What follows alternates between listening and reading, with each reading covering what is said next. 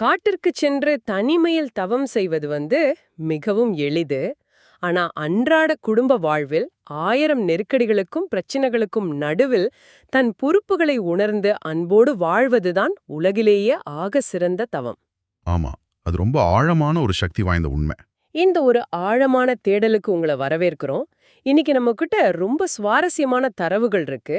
சாதாரணமாக சலிப்பை தரக்கூடிய இந்த குடும்ப வாழ்வு எப்படி இமயமலை குகைகளில் செய்யப்படும் தியானத்தை விட ஒரு படி மேலான ஆன்மீக பயிற்சி அப்படிங்கறத தான் பார்க்க போறோம். கண்டிப்பா. அதாவது ஆன்மீகம் அல்லது முக்தி என்றாலே வீட்டை விட்டு ஓடுவது அப்படிங்கிற ஒரு பொதுவான பிம்பம் நம்ம கிட்ட இருக்கு இல்லையா? ஆனா இன்னைக்கு நாம பார்க்க போற திருக்குறளோட 47வது குறள் அந்த பிம்பத்தை முற்றிலுமாக உடைக்குது. கரெக்ட். அறத்துப்பாலில் இல்வாழ்க்கை அதிகாரத்தில் வரும் அந்த வரிகள், இயல்பினான் இல்வாழ்க்கை வாழ்பவன் என்பான் முயல்வாருளெல்லாம் தலை. இது வெறும் இலக்கியமாக பார்க்காமல் மனித மனதின் உளவியலோடு பொருத்தி பார்க்க போறோம்.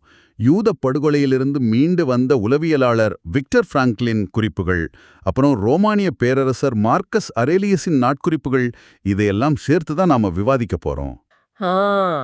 முதல்ல இந்த குறளின் நேரடி அர்த்தத்திலிருந்தே தொடங்குவோம். இயல்பினான் அப்புறம் முயல்வாருள் எல்லாம் தலை அப்படிங்கிற வார்த்தைகள் எனக்கு கொஞ்சம் புதிராக இருக்கு. அதாவது இத மிக எளிய தமிழ்ல கொஞ்சம் பிரித்து பார்க்கலாம். இயல்பினான் அப்படின்னா இயற்கையோடு, அதாவது மனிதனுக்கான அறத்தோடு இயைந்து வாழ்பவன். ஓஹோ, அப்போ மனிதனோட இயல்பு அறத்தோட வாழ்றது தானா? ஆமா, அன்பு செலுத்துவது, மற்றவர்களுக்காக விட்டு கொடுப்பது, இதெல்லாம் தான் மனிதனின் மிக அடிப்படையான இயல்புகள். அந்த இயல்பான கடமைகளுடன் தன் குடும்ப வாழ்க்கையை வாழ்பவன் முயல்வாருள் எல்லாம் தலை அப்படின்னு சொல்றாரு இல்லையா? கரெக்ட்.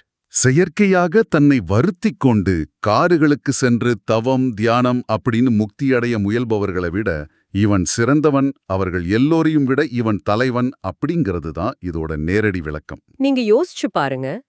நீங்க மாலையில் மிகவும் சோர்வாக வீடு திரும்புகிறீர்கள். அலுவலகத்துல ஒரு பெரிய பிரச்சனை, தலைவலி. ஆனா நீங்க கதவை திறந்த உடனே உங்க குழந்தை உங்கள்ட ஓடி வருது. அந்த ஒரு குறிப்பிட்ட தருணம் இருக்கு இல்லையா, அது ரொம்ப முக்கியம். ஆமா, அந்த நொடியில உங்க கோபத்தையோ சோர்வையோ குழந்தையிடம் காட்டாமல் மனதிற்குள்ளேயே அடக்கி கொண்டு ஒரு உண்மையான புன்னகையுடன் அன்பை காட்டுறீங்க இல்லையா? அது சாதாரணமான விஷயம் அல்ல. கண்டிப்பா இல்ல. அந்த புன்னகைக்கு தேவைப்படும் மனக்கட்டுப்பாடு இருக்கு பாருங்க, அதுதான் உண்மையான பயிற்சி. உங்களுக்குள் எழும் ஒரு உணர்ச்சியை நீங்களே அடக்க வேண்டியிருக்கு. இது ஏதோ ஒரு பெரிய ஆன்மீக சுமையை தூக்கும் செயல் போல எனக்கு தோணுது. உண்மைதான். இதுதான் இயற்கையோடு இயந்த வாழ்வு. எல்லாவற்றையும் துறந்துவிட்டு போவதை விட அன்றாட வாழ்வில் வரும் சவால்களை எதிர்கொண்ட அறத்தில் நிற்பதே சிறந்தது. ஆனா கொஞ்சம் பொறுங்கள், இங்கே எனக்கு ஒரு ஆழமான முரண்பாடு தோணுது. குடும்ப வாழ்க்கை என்பது பற்று, அதாவது அட்டாச்மெண்ட், அப்புறம் எதிர்பார்ப்புகள், அகங்காரம் என்று சொல்லப்படும் ஈகோவின் ஒரு மிகப்பெரிய கூண்டல்லவா? நியாயமான கேள்வி. எதிர்பார்ப்புகள் நிறைந்த இடம்தான். என் மனைவி இப்படி செய்ய வேண்டும், என் கணவன் என்னை இப்படி புரிந்து கொள்ள வேண்டும் அப்படிங்கிற எதிர்பார்ப்புகள் மனிதனை மேலும் கீழே அல்லவா தள்ளும். ஒரு துறவி எந்த பற்றும் இல்லாமல் தனிமையில் ஒரு குகையில் தியானம் செய்கிறார் என்றால் அவருக்கு எந்த தூண்டுதலும் இல்லை இல்லையா? அந்த தூண்டுதல் இல்லை அப்படின்னு நீங்க சொன்னீங்களே, அதுதான் இங்க நாம கவனிக்க வேண்டிய மிக முக்கியமான புள்ளி. ஒரு துறவி தனிமையில் காற்றுக்குச் சென்று அமர்ந்தால் அவரை எதிர்க்க அங்கு யாரும் இல்லை. ஆமா, அவருடைய கோபத்தை தூண்ட அங்க மனிதர்கள் இல்லை. கரெக்ட். அந்த நிலையில நான் ஒரு பெரிய துறவி, என் அகங்காரத்தை வென்றுவிட்டேன் அப்படின்னு அவர் நினைத்தால் அது ஒரு மாயை. ஏனென்றால் அங்கு அவர் ஈகோ தூங்கிக் கொண்டிருக்கிறது, அது அழியவில்லை. ஓஹோ, அப்போ தூண்டுதல் இருந்தால்தான் அது உண்மையான சோதனையா? கண்டிப்பா. இத நாம ஒரு உடற்பயிற்சி கூடத்தோட, அதாவது ஜிம்மோட ஒப்பிடலாம். நீங்க ஜிம்மிற்கு சென்று எடைகளை தூக்கினால்தான் தசைகள் வலுவாகும். எடை இல்லாத இடத்தில் உங்க பலத்தை எப்படி நிரூபிக்க முடியும்? நிஜமாவா? அப்படியானால் குடும்ப வாழ்க்கை என்பது ஆன்மாவை பயிற்றுவிக்கும் ஒரு உடற்பயிற்சி கூடம் அப்படின்னு சொல்றீங்களா? அங்க வரும் பிரச்சனைகள் தான் எடைகள். நீங்க சரியா புரிஞ்சுக்கிட்டீங்க. உறவுகளில் மட்டும்தான் உங்க அகங்காரம் முழுமையாக வெளிப்படும். உங்க பயம், உங்க பலவீனங்கள் அனைத்தையும் தினமும் உங்களுக்கு காட்டும் ஒரு தெளிவான கண்ணாடிதான் குடும்ப வாழ்க்கை. அதாவது மனதின் சுழற்சிகள், மைண்ட் பேட்டர்ன்ஸ் அப்படின்னு சொல்வாங்களே, அதுவா? ஆமா, அதேதான். நீங்க ஒரு விஷயத்தை பார்க்கிறீர்கள், உடனடியாக பழகிய வழியிலேயே கோபப்படுகிறீர்கள். இந்த ஆட்டோ பைலட் சுழற்சியை உடைக்க வேண்டுமென்றால் அதற்கு ஒரு தூண்டுதல் தேவை. அப்போ அந்த சண்டையின் போது நாம பழைய சுழற்சியில சிக்காம முதிர்ச்சியோட நடந்து கொள்ளும்போதுதான் ஆன்மா வலுவடைகிறது இல்லையா? கரெக்ட். அதிலிருந்து தப்பித்து ஓடுவது எளிது. ஆனா அந்த கண்ணாடியை பார்த்து ஈகோவை எதிர்கொள்வதுதான் உண்மையான சவால். இந்த இடத்துல தான் நாம விக்டர் பிராங்க்லின் உளவியல் பார்வையை இணைக்க வேண்டும் என்று நினைக்கிறேன். அவர் ஒரு யூத வதை முகாமிலிருந்து உயிர் தப்பியவராச்சே. ஆமா, விக்டர் பிராங்கிள் மனிதனின் மிக உயர்ந்த மனமுதிர்ச்சி எதில் இருக்கிறது என்று ஆழமாக ஆராய்ந்தார். உலகத்திலிருந்து தப்பித்து ஒரு பாதுகாப்பான இடத்திற்கு செல்வதில் அது இல்லை என்கிறார் அவர். அப்போ நெருக்கடியில தான் அந்த முதிர்ச்சி வருதா? கண்டிப்பா. நீங்க இருக்கும் சூழலில் எவ்வளவு துன்பங்கள் இருந்தாலும் குடும்பத்தின் மீதான, சமூகத்தின் மீதான பொறுப்பை முழுமையாக ஏற்றுக்கொள்வதிலும், அந்த அன்றாட சவால்களில் ஒரு அர்த்தத்தை கண்டுபிடிப்பதிலும் தான் உண்மையான மனவளர்ச்சி இருக்கு என்கிறார். அதாவது தப்பித்து ஓடுவது மனிதனின் இயற்கை அல்ல அப்படின்னு சொல்றாரு. நீங்க சொல்ல சொல்ல எனக்கு ஒரு விஷயம் புரியுது. இது ஏதோ தமிழ்நாட்டுல மட்டும் சொல்லப்பட்ட ஒரு கருத்தல்ல. உண்மைதான். காலம் காலமாக உலகத்தின் பல்வேறு பகுதிகளிலும் இந்த தத்துவங்கள் எதிரொலித்துள்ளன. நாம அந்த வரலாற்றின் வழியே பயணித்தால் இந்த ஆன்மாவின் உடற்பயிற்சி கூடம் அப்படிங்கிற கருத்து எப்படி வளர்ந்தது என்று பார்க்க முடியும் இல்லையா? இந்திய மரபிலேயே விவேகானந்தர் கூறும் கர்ம யோகம் இதற்கு மிக நெருங்கினது. கரெக்ட். கர்ம யோகம், எந்த எதிர்பார்ப்பும் இல்லாமல் கடமையை செய்வது. விவேகானந்தர் மிக தெளிவாக சொல்கிறார், நீங்க ஆன்மீகத்தில் உச்சம் தொட வேண்டுமென்றால் வீட்டை விட்டு வெளியேற வேண்டியதில்லை. ஆ, எந்த பலனையும் எதிர்பாராமல் ஒருவன் தன் குடும்பத்திற்காக கஷ்டப்பட்டு உழைத்தாலே போதும்னு சொல்றார். ஆமா, தன் பொறுப்புகளை செவ்வனே செய்தாலே அந்தச் செயல் அவனை மிக உயர்ந்த நிலைக்கு அழைத்துச் செல்லும். கர்மயோகத்தின் அடிநாதமே நான் என்ற அகங்காரம் இல்லாமல் மற்றவர்களுக்காக செயல்படுவதுதான். இது இந்தியாவின் பார்வை. ஆனால் மேற்கத்திய உலகில், குறிப்பாக மார்க்கஸ் அரேலியஸ் போன்ற ஒரு ரோமானிய பேரரசர் இதை எப்படி அணுகினார் என்பது எனக்கு ரொம்ப ஆச்சரியமா இருக்கிறது. ஏன்னா அவர் ஒரு பெரிய சாம்ராஜ்யத்தின் அதிபதி இல்லையா? அவருக்கு இருக்கும் அதிகாரம், நெருக்கடிகள், அவரை சுற்றி நடக்கும் சூழ்ச்சிகள், இதெல்லாம் குடும்ப வாழ்வின் அடுத்த கட்டம். ஸ்டோயிக் தத்துவத்தின்படி அவர் இந்த அன்றாட பொறுப்புகளை எப்படி பார்த்தார்? அவருடைய தனிப்பட்ட நாட்குறிப்பான மெடிடேஷன்ஸை படித்தாலே இது புரியும். ஒரு பேரரசராக அவருக்கு 1000 அழுத்தங்கள், துரோகங்கள், போர்கள் இருந்தன. அவர் நினைத்திருந்தால் அந்த பொறுப்புகளிலிருந்து தப்பித்திருக்கலாம். ஆமா. அல்லது தன் அதிகாரத்தை பயன்படுத்தி எல்லோரையும் தண்டித்திருக்கலாம். ஆமா. ஆனா ஸ்டோயிக் தத்துவத்தின் அடிப்படையில் காலையில் எழுந்ததும் சமுதாயத்திற்காகவும் தன்னை சார்ந்தவர்களுக்காகவும் தனக்கு இடப்பட்ட கடமையை முகம் சுளிக்காமல் செய்வதே அவர் பிரபஞ்சத்தின் விதியோடு ஒன்றிணைவதாக பார்த்தார். ஹோஹோ. அந்த பொறுப்புகள் தான் அவருடைய தவம். அதுதான் அவருடைய ஆன்மாவின் ஜிம். அவர் அந்த அன்றாட சவால்களை தன் மனதை செதுக்கும் ஒளியாக பயன்படுத்தினார் இல்லையா? கண்டிப்பா. கிழக்கு மேற்கு என்ற எந்த பாகுபாடும் இல்லாமல் மனித மனம் ஒரே உண்மையைத்தான் தேடியிருக்கிறது அப்படிங்கிறது ரொம்ப சிலிர்ப்பா இருக்கு. ஆனா இங்குதான் எனக்கு ஒரு நடைமுறை சந்தேகம் வருது.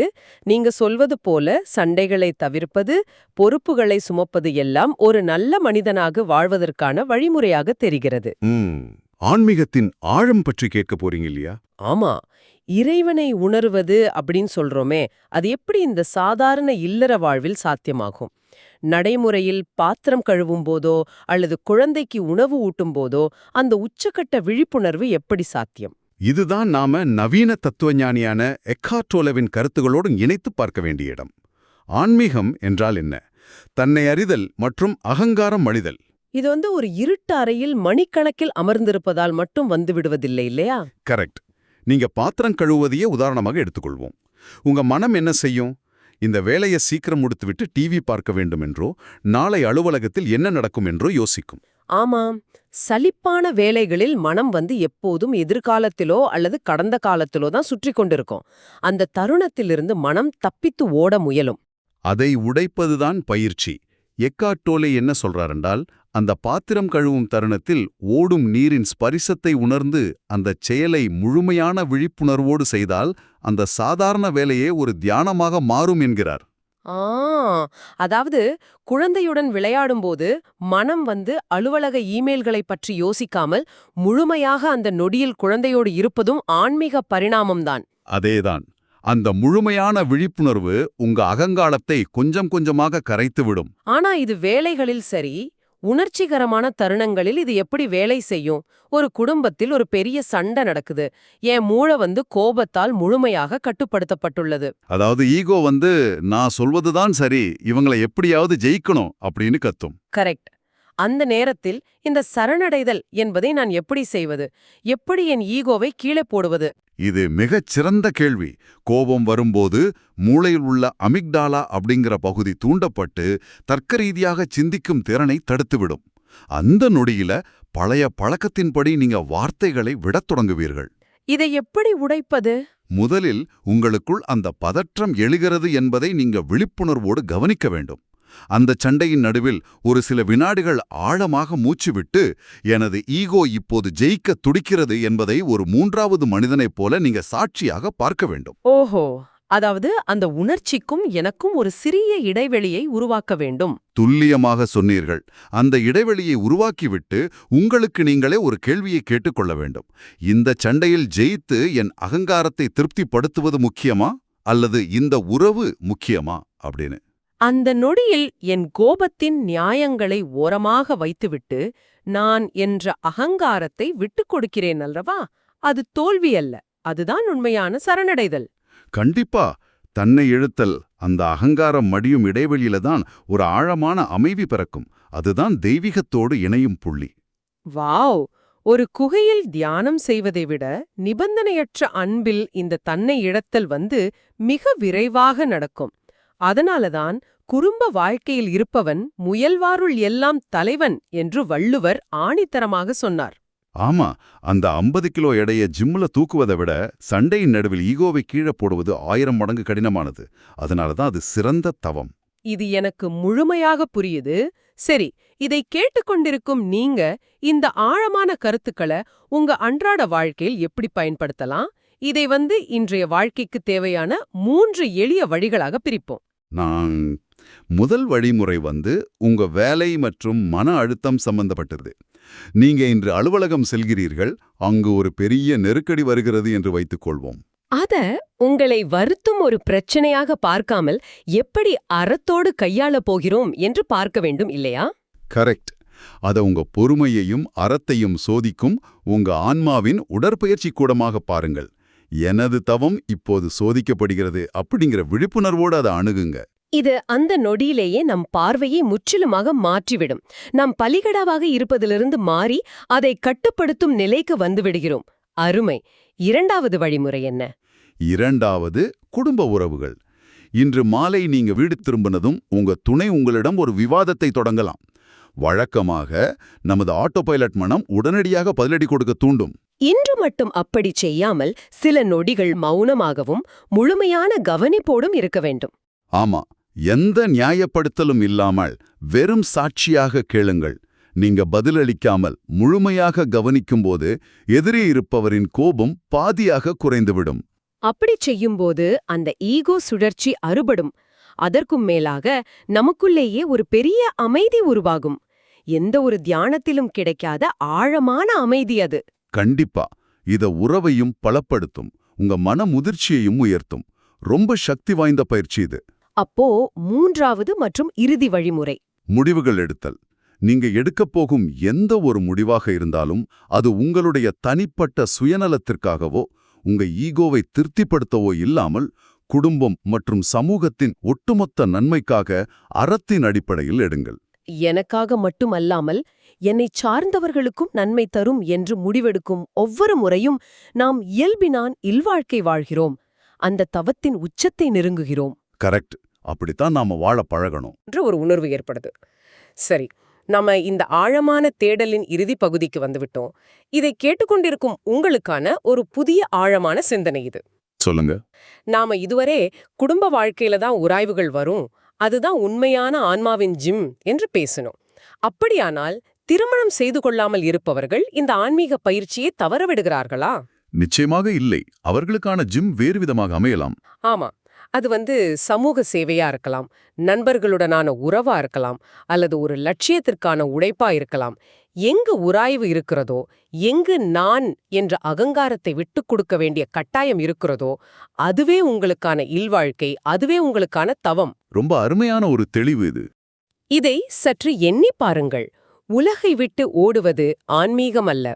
உலகோடு ஒட்டி அன்பால் பிணைக்கப்பட்டு ஆனால் உள்ளத்தால் எதிர்பார்ப்புகளிலிருந்து விலகி வாழ்வதே உண்மையான விடுதலை. அந்த விடுதலைதான் வள்ளுவர் நமக்கு விட்டுச் சென்ற மிகப்பெரிய பொக்கிஷம். இவ்வளவு நேரம் கேட்டதற்கு ரொம்ப நன்றி. இந்த Tamil voice reads channel monetisation இல்லாம தான் நடக்குது. ஆமா, இந்த ஆடியோ புத்தகம் உங்களுக்கு பயன் தருது என்று நினைத்தால் இந்த முயற்சி தொடர்ந்து போக உங்க ஆதரவு மிகவும் உதவும். என்னுடைய இந்த முயற்சிக்கு நன்கொடை அளிக்க விருப்பம் இருந்தால் டிஸ்கிரிப்ஷன்ல கொடுக்கப்பட்டுள்ள UPI ID மூலம் வழங்கலாம். உங்களால் முடிந்த அளவு போதும். கண்டிப்பா, சிறிய ஆதரவும் பெரிய உதவிதான். இந்த வீடியோ உங்களுக்கு பயனுள்ளதாக இருந்தால் சப்ஸ்கிரைப் பண்ணுங்க. மற்றவர்களுக்கும் பகிர்ந்து கொள்ளுங்கள். இந்த கருத்துக்கள் அவர்களுக்கும் தேவையாக இருக்கலாம். லைக் பண்ணுங்க. உங்க கருத்துக்களை கமெண்ட்ல பகிருங்கள். மனப்பூர்வமான நன்றி.